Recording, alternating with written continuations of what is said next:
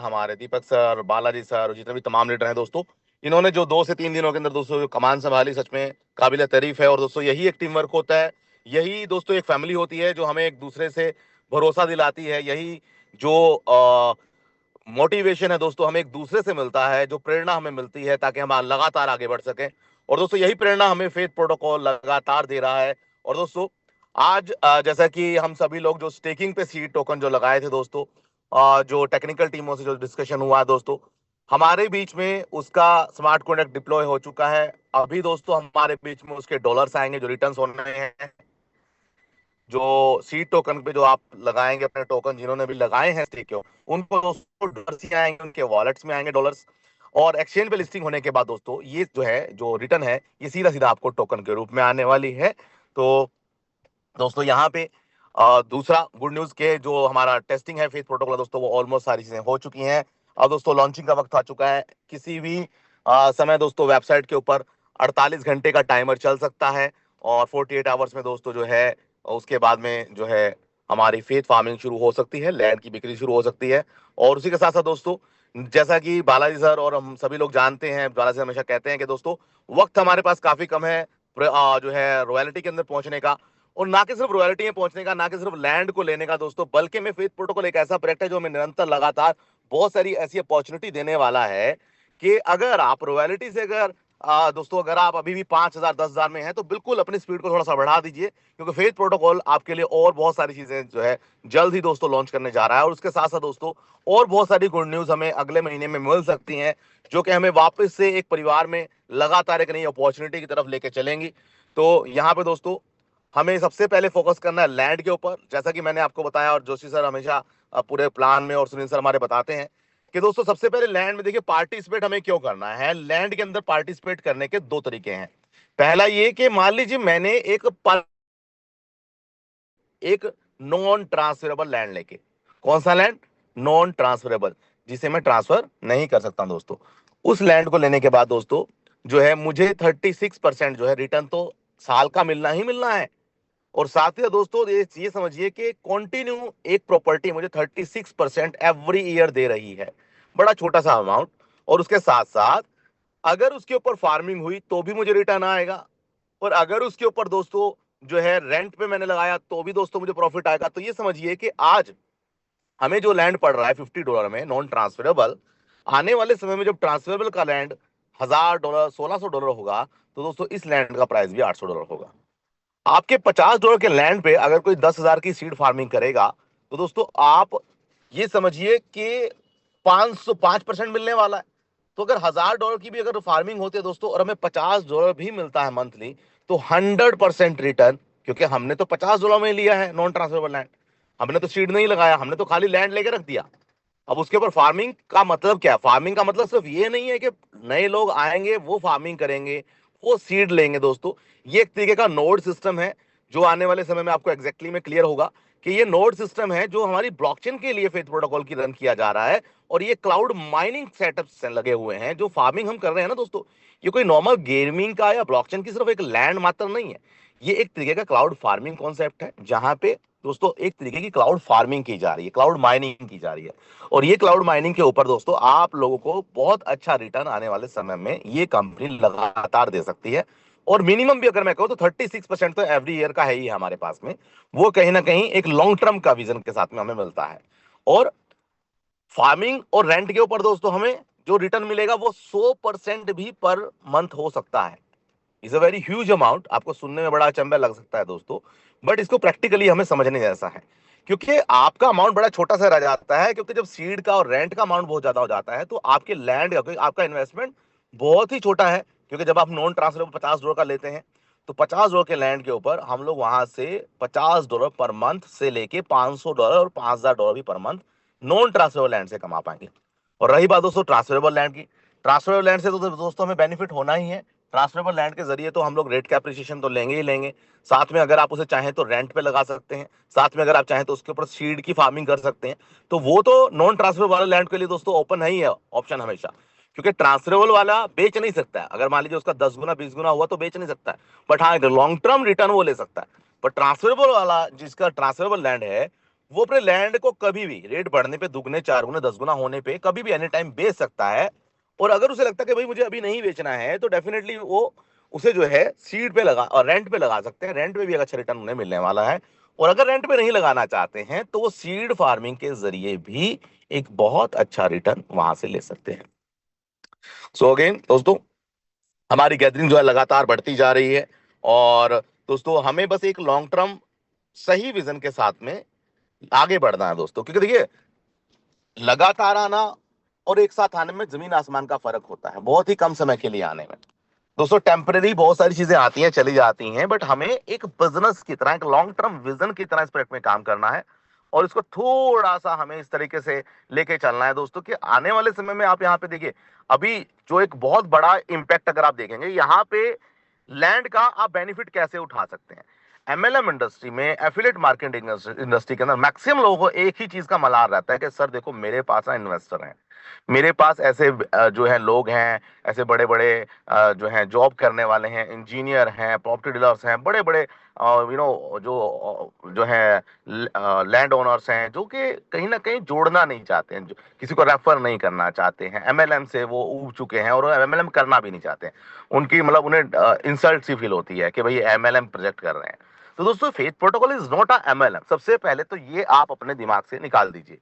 Gain protocol भले ही हम लोग कर रहे हैं दोस्तों, पर फेथ प्रोटोकॉल एमएलएम ना होते हुए भी हमें कुछ ऐसे रास्ते दे रहा है जो हमें उस इनकम से भी कहीं ज्यादा इनकम दे सकते हैं। बस हमें अपने चश्मे को, हमारे विजन को बदलने की जरूरत है। क्योंकि सैंडबॉक्स और बाकी सभी मेटावर्स के अंदर दोस्तों हमने पोटेंशियल को देखा है, ग्रोथ के पोटेंशियल को देखा है। आप सिर्फ उन्हें जाके ये कहना है कि सर आप जाके सैंडबॉक्स चेक करें। आपको कुछ नहीं कहना है, आपको सिर्फ ये बताना है, सर देखिए सैंडबॉक्स, डिसेंट्रलाइज से बहुत सारे प्रोजेक्ट हैं, उन्हें बैठा दीजिए, उन्हें लिंक भेज दीजिए और उन्हें बोलिए सर इनका प्राइस कहां से कहां गया, कितने सालों में गया, कितने समय में गया, क्यों गया, ये स्टडी कर लीजिए आप। दूसरा, फिर उनसे कंपैरिजन कर लीजिए कि फेज प्रोटोकॉल का पोटेंशियल क्या हो सकता है, इसकी क्वांटिटी कितनी कम है, ये प्रोजेक्ट क्या कहता है, इसका इकोसिस्टम क्या है। तो आप इसका भी आइडिया ले लीजिए कि ये कितना जा सकता है। ये एक तरीके का शेयर मैं आपको दिलवा रहा हूं। क्या दिलवा रहा हूं? एक तरीके का कंपनी का शेयर मैं आपको दिलवा रहा हूं। अगर आप इसका कंपनी का शेयर लेना चाहते हैं, तो आप इसका टोकन लेके रख सकते हैं। टोकन लेने का तरीका क्या है? या तो आप सीड राउंड में लेंगे या फिर उसके अंदर लेंगे। और अगर आपको लगता है कि भाई टोकन बहुत सारे आए और गए, रेट ऊपर बढ़ता है, नहीं बढ़ता है, कई बार बहुत सारी कंपनियां आती हैं, टोकन देके चली जाती हैं, बाद में कह देते हैं रेट डंप हो गया जी। और ऊपर नीचे जाना ये क्रिप्टो करेंसी का जो है फितरत है। भले ही बिटकॉइन इतने कम है दोस्तों, पर फिर भी रेट क्या 2 गुना 3 गुना नीचे नहीं जाता है क्या? क्या 10-10 गुना ऊपर नहीं जाता है क्या? ये भी हमें समझना पड़ेगा, याद रखिएगा इस चीज को। बिटकॉइन इतने कम क्वांटिटी, इतने ज्यादा ट्रेडर होने के बावजूद भी उसके अंदर लगातार उतार चढ़ाव चलता रहता है। तो कहीं ना कहीं लोग इन चीजों से डरते हैं, इन्वेस्टर्स होते हैं खासकर। अब इन्वेस्टर क्या कहते हैं कि भाई अरे सर, ये अगर आपने टोकन ले लिया, इसकी क्या गारंटी है 3 गुना 4 गुना 10 गुना एक्सचेंज पे होगा? हो सकता है एक्सचेंज पे जाते ही रेट डंप हो जाए, तो मेरे तो पैसे लग गए भाई, मेरे तो 6 महीने साल के लिए पैसा फंस गया, तो मैं क्या करूंगा? तो आपके पास उस बात का कोई जवाब नहीं होता है बाकी सभी कंपनियों के अंदर। पर यहाँ पे एटलीस्ट आप ये भी कह सकते हैं, ये बता सकते हैं, दिखा सकते हैं, और ये प्रूवन है, ये कोई बातें नहीं है सिर्फ, कि इस प्रोजेक्ट का पोटेंशियल और इसका क्वांटिटी और इसका टेक्नोलॉजी कितनी बड़ी है, बाकी सबसे कितनी बड़ी है। पर दूसरी श्योरिटी आप उसे क्या दे सकते हैं कि सर आपको टोकन पे बिलीव नहीं है ना, मत कीजिए टोकन, चुपचाप अपना लैंड लेके रखिए। और लैंड के अंदर जैसे ही 2 गुना 3 गुना 4 गुना, अगर सर अगर मेरे लैंड के रेट नहीं बढ़े, आप कह रहे हो कि भाई लैंड के अंदर मैं प्रॉपर्टी की तरह इसमें लैंड ले के रख लूं, अगर रेट नहीं बढ़े, आजकल आप देख रहे होंगे कि रियल एस्टेट के अंदर भी बहुत सारे जो बिल्डर्स होते हैं वो क्या करते हैं, वो आपको कहते हैं कि भैया आप जमीन ले लो सर, आप ऑफिस ले लो, आप घर ले लो, आपको मंथली आरओआई रिटर्न मिलना चालू हो जाएगा, आपको रेंट भी हम ही चढ़ा के देंगे। आपने सुना होगा बहुत सारी कंपनियां करती हैं ऐसा, कि आप जो है प्रॉपर्टी ले लें उनकी, उनको रेंट पे चढ़ाना वो भी उन्हीं की जिम्मेदारी है, रेंट पे चढ़ा के भी वही देते हैं और उसी पे वो काम करते हैं। तो दोस्तों, यहाँ पे ये कंपनी क्या करिए, ये भी आपको सेम चीज कहेगी, रेट का अप्रिसिएशन तो आपको मिलेगा। और अगर रेट का अप्रिसिएशन तो मिलेगा, उसके साथ साथ अगर आपको लगता है भाई नहीं बेचनी, मुझे 6 साल महीने के लिए स्टॉक करके रखनी है, तो आप रेंट पे चढ़ा दीजिए उसको। तो रेंट के ऊपर भी आपको कितना बड़ा 36% का एपीवाई, जहां एक रियल एस्टेट की प्रॉपर्टी 2.5% या साल में देती है रेंट पे, ये 3% आपको मंथली दे रही है। क्योंकि ये वर्चुअल है, ये माइनिंग हो रही है, इसके कॉन्सेप्ट को समझना पड़ेगा। तो 36% रिटर्न अगर आपको उसके ऊपर मिल रहा है, तो भी एक बड़ा अमाउंट है। और गलती से अगर उस पर फार्मिंग शुरू हो गई, तो भी आपको बेनिफिट मिलेगा। और सबसे बड़ी बात, आपको खरीदनी कब है, आपको ये अपने लोगों को बताना पड़ेगा। सर आपको मिंट करनी है, पहले बायर बनना है आपको। याद रखिए, आने वाले समय में भी बहुत सारे लोग ना गलती करेंगे। कितने लोग मेरे साथ यहाँ पे बने हुए हैं, एक चीज मैं आपको बताना चाहता हूं, कितने लोग दोस्तों मेरे साथ यहाँ पे बने हुए हैं, एक बार हैंड रेस चाहूंगा। एक बहुत बड़ा पॉइंट मैं आपको बताने जा रहा हूं, जो आने वाले समय में लोग, जब रेट दुगना तीन गुना होगा, तब एक गलती करेंगे नए बायर्स। नए बायर एक बहुत बड़ी गलती करेंगे। वो गलती क्या होगी, देखिए ध्यान से सुनिएगा। अभी फर्स्ट उसके अंदर रेट है $100 का, सेकंड में होना है $200 का, थर्ड राउंड के अंदर होना है शुरुआत $400 से। अब $400 पे आप 100 वाले को 4 गुना करके बेच सकते हैं। अब यहां पे जो ट्रेडर हैं उनको खरीदने दीजिए, पर जो आपके पर्सनल लोग हैं, जो आपके लोग हैं ना, उन्हें एक चीज बोल देना कि भाई देखो, मान लीजिए किसी ने कंपनी बेच रही है थर्ड फेज के अंदर $400 का, और कोई बंदा वहां पे बेच रहा है $380 का या $300 का, तो कौन सा खरीदने में फायदा है? इन्वेस्टर को लगेगा, ट्रेडर को, कि भैया 300 वाला खरीदने में फायदा है, क्योंकि $100 बच रहे हैं। पर सच्चाई है दोस्तों कि वो 300, 350, 380 वाला खरीदने में बेनिफिट नहीं है। जो बेनिफिट है फर्स्ट ओनर और मिंट करने में। जो मिंट करेगा उसे तो जिंदगी भर आना है ना सर। जो third hand, third fourth fifth जो बाय करेगा, सेकंड ओनर जो बाय करेगा, उसको कुछ आना है क्या? उसको तो सिर्फ, वो तो इन्वेस्टर है, वो तो सिर्फ फार्मिंग के लिए ले रहा है, वो तो सिर्फ फार्मिंग के लिए ले रहा है।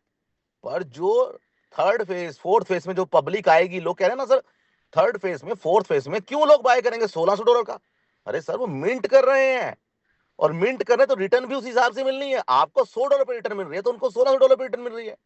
आपको $100 पे सीड वो जा रहा है, सॉरी रेंट जा रहा है, तो उनको $1600 पे रेंट जा रहा है सर। उनकी इन्वेस्टमेंट और फर्स्ट मिंटर्स के लिए अपॉर्चुनिटी हमेशा बहुत बड़े लेवल पे ओपन रहने वाली है। तो इन चीजों को हमें समझना है, और आने वाले समय में जब भी आपको भी लगे, अगर आपके हाथ से चांस छूट जाए $100, $200 वाला, कभी आपको लगे थर्ड फेज में मुझे जाना है, तो इस चीज को ध्यान रखिएगा, मेरी इस बात को, कि पुराना बाय करने की बजाय भले ही 20, 30, $50 फालतू लगते हो, नया मिंट कर कीजिएगा। नया मिंट कीजिएगा। नए मिंट में बेनिफिट क्या होगा? एक तो रेफरल भी आपका हुआ, मिंट भी आप ही ने करा, तो दो बेनिफिट तो कंफर्म रहेंगे आपके हमेशा। अब आपने रेंट पे चढ़ाया, बेच दिया, कंपनी को दे दिया, कि कंपनी खुद लेने के लिए तैयार है दोस्तों। यहाँ पे आने वाले समय में बड़े लेवल की कंपनी को, आपको भी बेसिक एल्गोरिथम कंपनी का समझ में नहीं आ रहा, उसको हमें समझना पड़ेगा कि ये कंपनी किस तरीके से इस लैंड के प्राइस जमीन से लेकर आसमान तक पहुंचाने वाली है, क्योंकि पहला प्रोजेक्ट है कंपनी का, और कंपनी चाहती है कि उनका पहला प्रोजेक्ट बहुत तेजी से हाईलाइट हो, और पूरे वर्ल्ड के अंदर इसका नाम बने। उससे क्या होगा बेनिफिट? पूरी क्रिप्टो इंडस्ट्री में, पूरे मेटावर्स इंडस्ट्री में, सब जगह पे सिर्फ एक ही प्रोजेक्ट का नाम होगा, कि एक ऐसा प्रोजेक्ट जो इतने कम समय में आया, और जिसका प्राइस यहां से यहां तक पहुंचा। तो दोस्तों, इसके लिए हम सबको काम करना है मिलजुल के। So thank you very much Joshi sir, आपका बहुत बहुत धन्यवाद, आपने जिस तरीके से पूरे प्रोजेक्ट को बताया, और इसके लिए अगेन। और हमारे बीच में करण सर भी अवेलेबल हैं, हमारे बीच में वाला सर भी अवेलेबल हैं, हमारे भी दीपक सर भी अवेलेबल हैं। तो प्लीज मैं चाहूंगा आप आगे का सेशन कंटिन्यू करें। Thank you very much.